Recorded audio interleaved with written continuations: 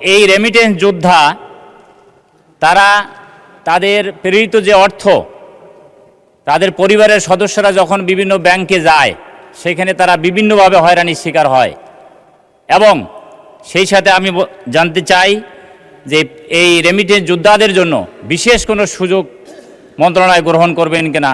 গাইবান্ধা 1 আসন থেকে নির্বাচিত মাননীয় সদস্য জনাব মোহাম্মদ মাজিদুর রহমান, আপনি তারকা চিহ্নিত প্রশ্ন 582 উত্থাপন করুন। ধন্যবাদ মাননীয় স্পিকার। আমার তারকা চিহ্নিত প্রশ্ন হচ্ছে, প্রবাসী কল্যাণ ও বৈদেশিক কর্মসংস্থান মন্ত্রী মহোদয়, অনুগ্রহ করিয়া বলিবেন কি আমার নির্বাচনী এলাকা 29 গাইবান্ধা 1 সুন্দরগঞ্জ উপজেলার কতজন রেমিটেন্স যোদ্ধা বিদেশে কর্মরত আছেন? দেশের অর্থনীতিকে সচল করিবার জন্য আপনার মন্ত্রণালয়ের অধীনে এই সংখ্যা বৃদ্ধির কোনো পরিকল্পনা আছে কিনা? ধন্যবাদ মাননীয় স্পিকার। মাননীয় সদস্য, আপনাকে ধন্যবাদ। তারকা চিহ্নিত প্রশ্ন 582 মহান সংসদে উত্থাপিত হলো। মাননীয় প্রবাসী কল্যাণ ও বৈদেশিক কর্মসংস্থান মন্ত্রীর পক্ষে মাননীয় প্রতিমন্ত্রী জনাব মোহাম্মদ নুরুল হক। মাননীয় স্পিকার, আপনাকে ধন্যবাদ। মাননীয় সংসদ সদস্য জনাব মাজিদুর রহমান, গাইবান্ধা 1, তার জ্ঞাতার্থে আমি জানাতে চাই, গাইবান্ধা 1 সুন্দরগঞ্জ উপজেলা থেকে 2004 সাল থেকে এ পর্যন্ত মোট 6218 জন রেমিটেন্স যোদ্ধা বিদেশে কর্মরত আছে। গাইবান্ধা জেলায় 6874 জন। এবং গাইবান্ধার দেশের অর্থনীতি, আমি আগেই বলেছি, দেশের অর্থনীতিতে আমাদের প্রবাসীদের একটা উল্লেখযোগ্য ভূমিকা রয়েছে। দেশের অর্থনীতির পাইপলাইন হিসেবে আমরা এই রেমিটেন্স যোদ্ধাদের অবদানকে সবসময় স্বীকার করে থাকি এবং এটা সরকারের সবসময় একটা অগ্রাধিকার থাকে এই খাতকে প্রসারিত করা এবং দেশের অর্থনীতিতে তাদের ভূমিকাটাকে আরও সক্রিয় করা।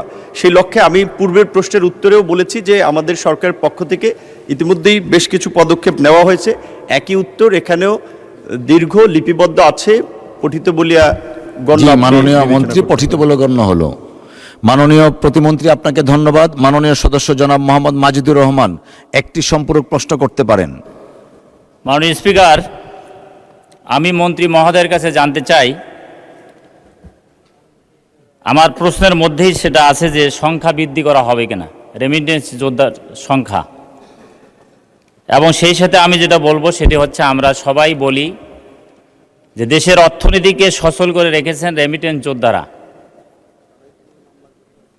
দেশ স্বাধীন যারা করেছেন তাদেরকে বলা হয় মুক্তিযোদ্ধা। দেশকে অর্থনৈতিকভাবে সচল রাখার জন্য, অর্থনৈতিক প্রবৃদ্ধি বাড়ানোর জন্য এই যে যারা দেশ থেকে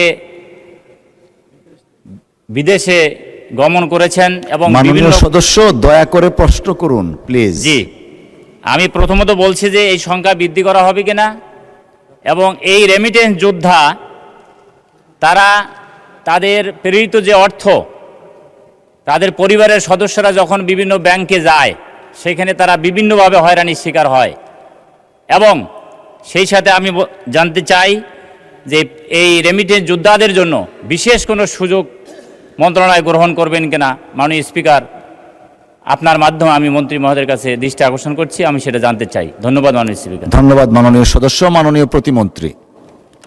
জি, মাননীয় স্পিকার, আপনাকে ধন্যবাদ। মাননীয় সংসদ সদস্যকে আমি জানাতে চাই আপনার মাধ্যমে যে বর্তমান সরকারের কর্মপরিকল্পনা এবং নির্বাচনী ইশতেহার অনুযায়ী আগামী 5 বছরে 1 কোটি বৈদেশিক কর্মসংস্থান সৃষ্টির আমাদের একটা পরিকল্পনা রয়েছে। তারই অংশ হিসেবে সরকার, আপনি জানেন যে 180 দিনের একটা রোডম্যাপ, 6 মাসের একটা পরিকল্পনা এবং পর্যায়ক্রমে যেটা 5 বছরে আমাদের বাস্তবায়নের টার্গেট রয়েছে।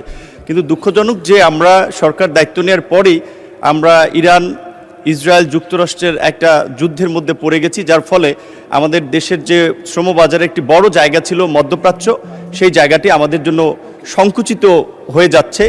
একই দিকে আবার আমাদের একটা বড় দ্বিতীয় শ্রম খাত হিসেবে মালয়েশিয়া আমাদের কাছে খুব গুরুত্বপূর্ণ, সেই বাজারটি দীর্ঘদিন বন্ধ ছিল। কিছুদিন আগে আমাদের মাননীয় মন্ত্রী এবং মাননীয় প্রধানমন্ত্রীর উপদেষ্টা সফর করে মালয়েশিয়ার সরকারের সাথে একটা ভালো ফলপ্রসূ আলাপ আলোচনা করেছেন যে আশা করি এই বাজারটি খুব শীঘ্রই খুলে যাবে। একই সাথে থাইল্যান্ডেও আমাদের একটা ভালো সম্ভাবনা, কম্বোডিয়াতেও আমরা কাজ করতেছি। এই সরকার দায়িত্ব নেওয়ার পরে আমরা বেশ কিছু উল্লেখযোগ্য পদক্ষেপ নিয়েছি। আশা করি তার সুফল আমরা অন্তত 6 মাসের মধ্যে হয়তো একটু দৃশ্যমান করতে পারবো। আপনাকে ধন্যবাদ মাননীয় স্পিকার। ধন্যবাদ মাননীয় প্রতিমন্ত্রী। প্রবাসীদের জন্য নির্মাণ হচ্ছে দেশের প্রথম স্মার্ট সিটি, যেখানে থাকছে স্কুল, মসজিদ, হাসপাতাল, সুইমিং পুল, হেলিপ্যাড, পাঠাগার, জিম, সুপারমার্কেট, শিশু পার্ক সহ সকল নাগরিক সুবিধা। মাত্র 30 লাখ টাকা বিনিয়োগে মিলছে আকর্ষণীয় ফ্ল্যাট। প্লাটিনাম ইনভেস্টরদের জন্য ঢাকা বিমানবন্দরে ভিআইপি প্রোটোকল সুবিধা। বিস্তারিত জানতে যোগাযোগ করুন স্ক্রিনে দেয়া হোয়াটসঅ্যাপ অথবা ইমো নাম্বারে।